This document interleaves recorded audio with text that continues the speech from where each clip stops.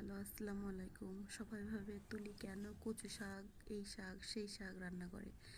আসলে মাছ মাংস তো সবাই সবসময় খায় বা ওগুলোর প্রতি ঝোঁক বেশি, কিন্তু আসলে আমাদের স্বাস্থ্যের জন্য প্রয়োজনীয় যে জিনিসগুলো, এগুলোতে এক প্রকার বিলুপ্ত হয়ে যাচ্ছে।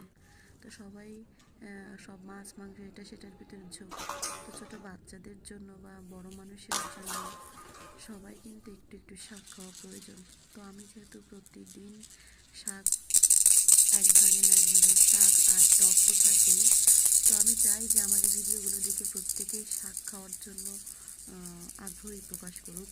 সবাই যাতে শাকের উপর যে শাক স্বাস্থ্যকর একটা জিনিস বা ভিটামিন জাতীয় যে সবুজ শাক সবজিগুলো, এগুলো যাতে খেতে আগ্রহী হয়, তাই আমি একটু শাকের ভিডিও টিডিও দেই।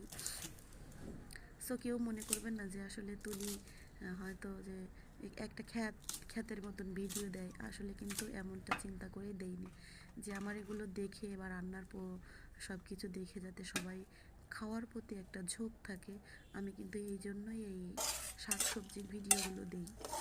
অবশ্যই যদি ভালো লাগে লাইক কমেন্ট করবেন।